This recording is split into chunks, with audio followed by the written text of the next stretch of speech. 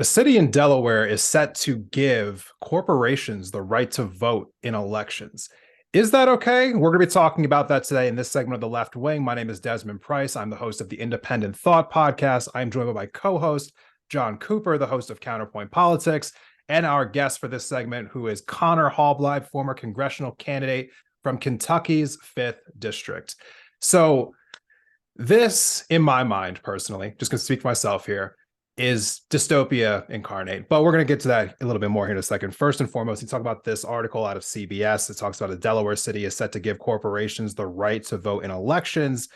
The state of Delaware is famously business friendly, with more than 1.8 million entities registered in the first state. Companies outnumber its human residents nearly 2-1. One city is now moving to raise businesses' influence in that state even further with a proposal to grant them the right to vote.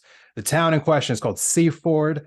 There is about 8,000 people on the, I'm going to butcher this name, the Nanticoke River, amended its charter in April to allow businesses, including LLCs, corporations, trusts, or partnerships, the right to vote in local elections. The law will go into effect once both houses of Delaware state legislature approve it. The proposal has rekindled a debate over how much power corporations should have in local government, with fierce opposition from civic interest groups who say businesses already wield too much influence over politics. Now, to give you a quick little tidbit about where this sits, as of a week ago, when we first decided to talk about this story, it was pulled from the docket because of a national backlash kind of about this story. So they weren't going to vote on it. As of today, where we're recording it, which is the 26th, they have put it back on the docket and they will vote on it this week. So it is imminent once again. Question I have here for my group is, should we be concerned about the increase in corporate influence in America? And just very basic question, should corporations have the ability to vote in local elections? No. And I end video. It's when I first heard this story, I was like, oh, well, corporations being allowed to vote, that's dumb. And then I was like, oh fuck, it's in Delaware. And I don't think people necessarily understand that there are so many corporations in Delaware. Like I'm pretty sure I've worked for companies in several different states that are headquartered in Delaware, because that's how Delaware, that's just how their system works. They allow companies to be registered there.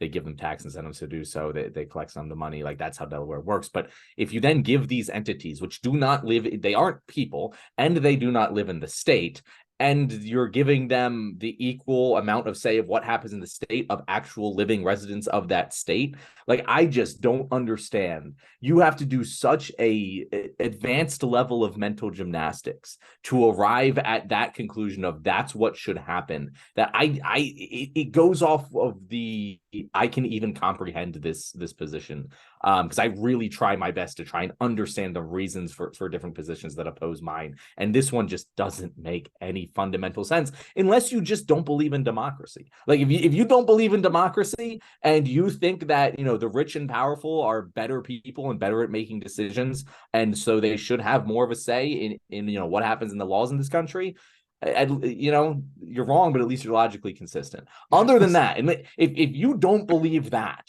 then there's no real reason to think that you should give people who aren't people give entities that aren't people, that don't live in the state, the ability to vote to make laws in that state. It just doesn't make sense. Yeah, this is when you first told me about doing this story, I hadn't actually heard about it, and I looked it up, and this is one of those what? This is one of those I need to look into this a little bit. I think that this is, first of all, corporations should not vote in local elections. I will agree with that. I'll make a bold stance and say that shouldn't happen.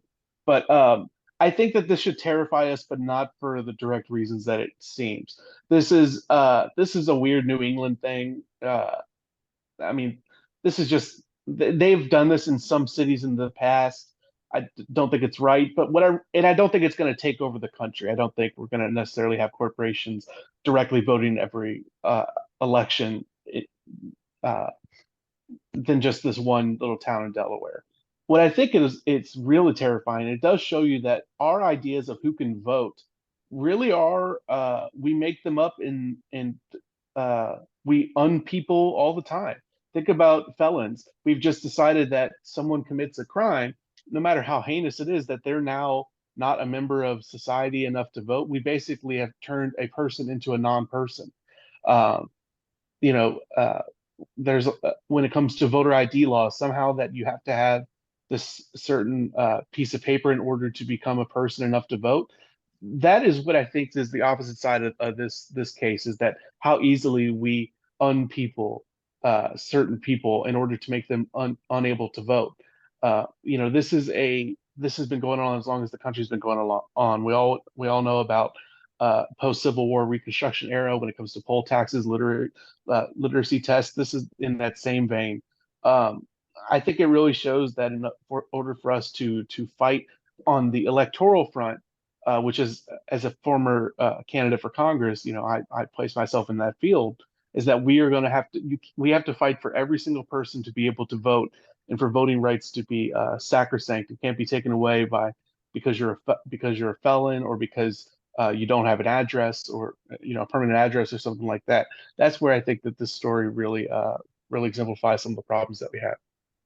Yeah, Connor, I think that you really hit the nail on the head there. Is like, this isn't just giving more power to corporations. This is taking power away from the normal people, because the only people who own corporations are the extremely wealthy.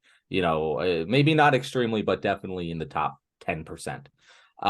And this is going to increase the amount of total votes there are, if this passes, therefore decreasing the value of each individual vote that already exists. So they aren't denying the right to vote, but they are making each individual person's voting power significantly decreased. And they're taking that power and giving it to a group of people who are definitely way wealthier than the average Delawarean.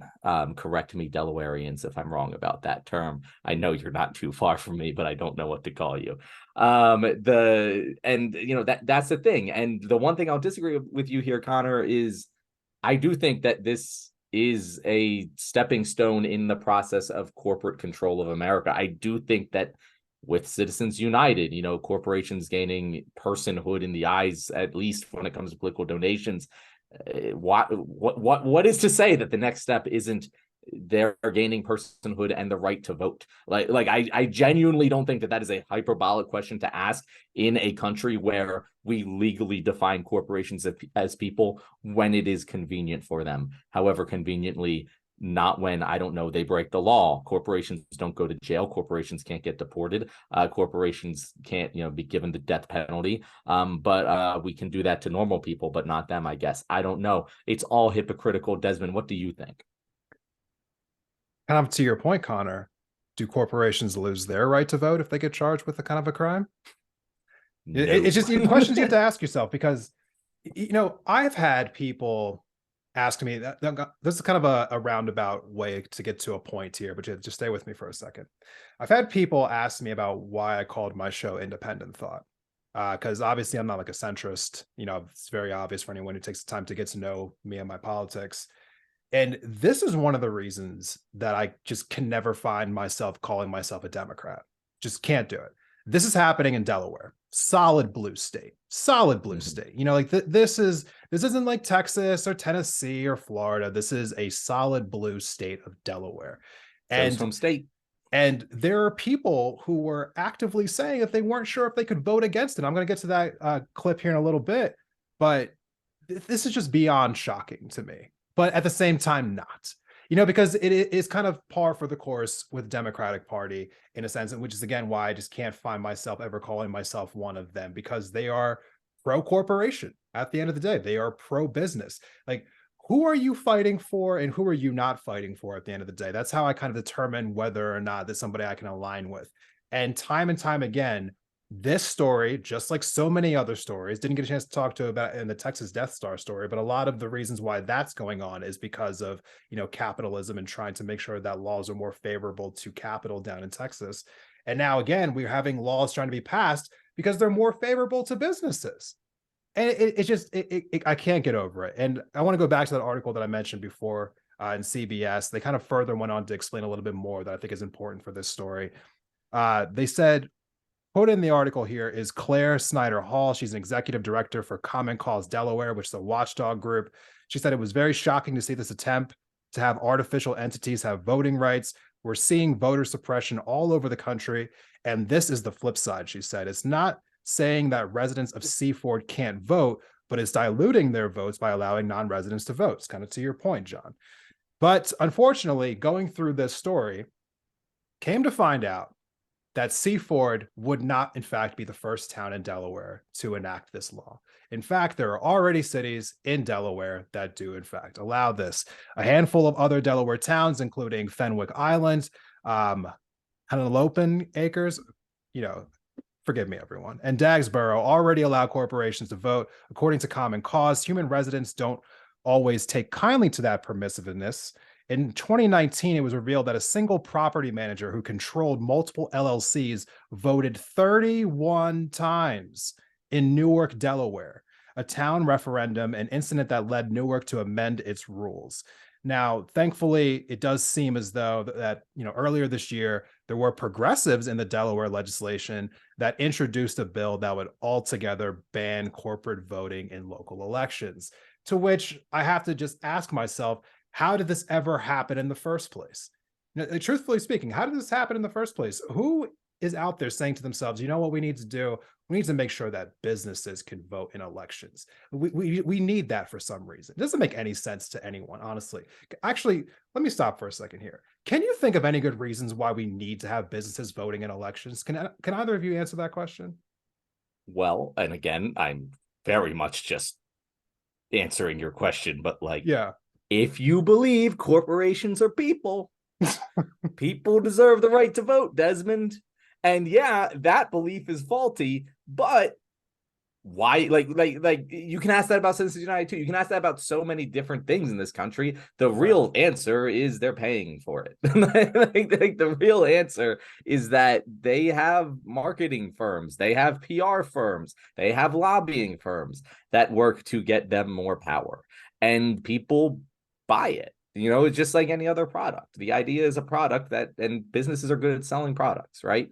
And that's I don't think there's a logically consistent reason of why it's beneficial to have corporations vote, because corporations are fucking people.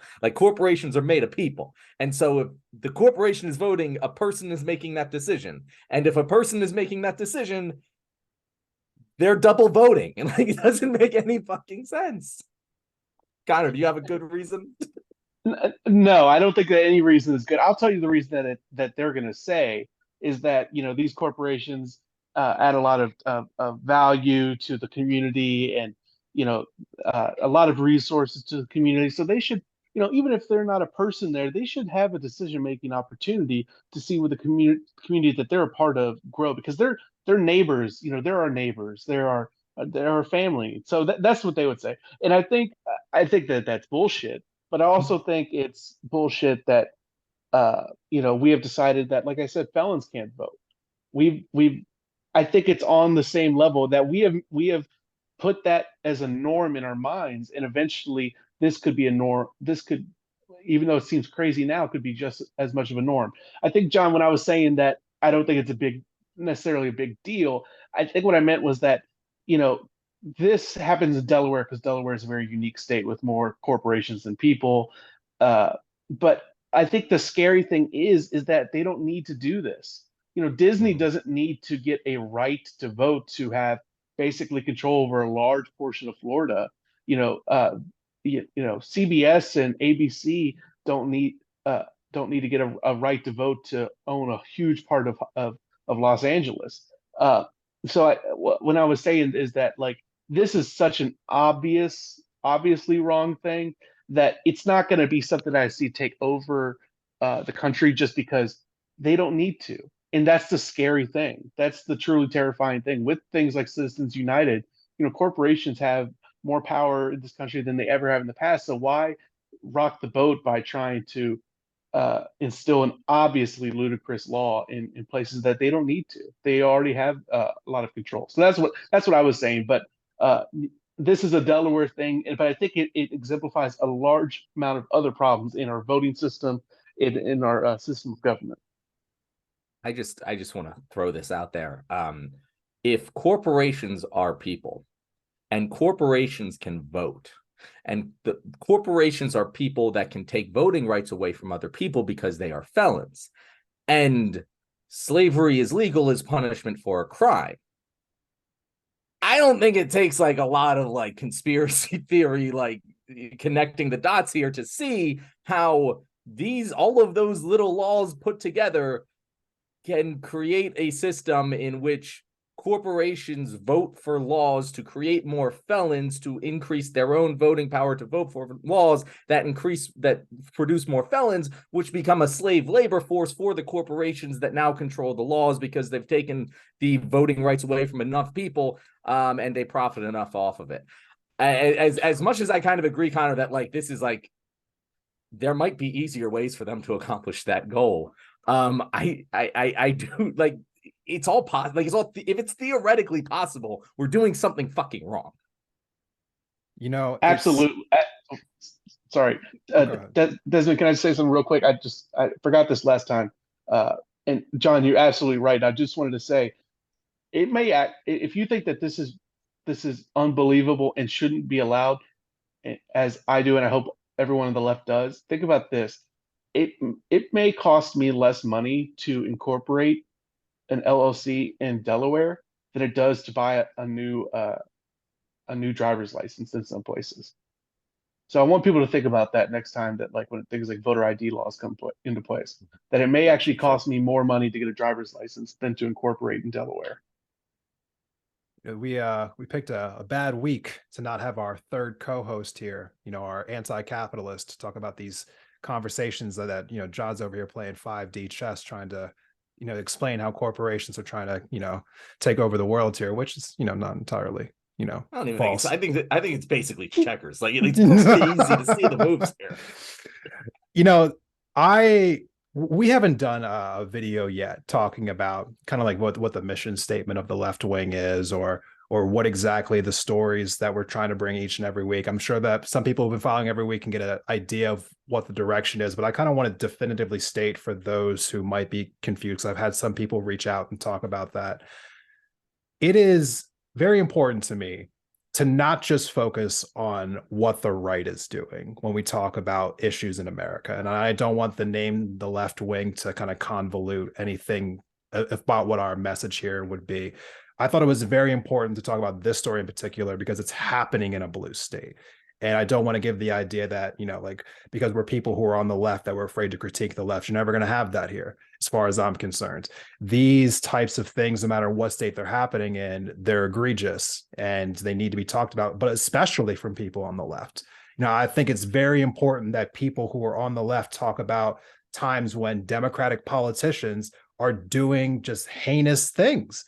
And I kind of just want to leave my point here with this, is that Delaware House Speaker, Pete Schwarzkopf, said that I'm kind of caught in a pickle here because about the bill in a committee hearing last week. I do feel strongly about small town governments. I don't think it's a good idea, but I don't think I want to vote to stop it. And that honestly just tells me everything that I needed to know in order to cover this story with all of you today. Because at the end of the day, we have a party that, just like the other party, just like the Republican Party, Democratic Party here in real time, is basically just telling you that they are captured by corporate power. And we need to be doing everything that we can to speak up against this, no matter where we see it, where it comes from.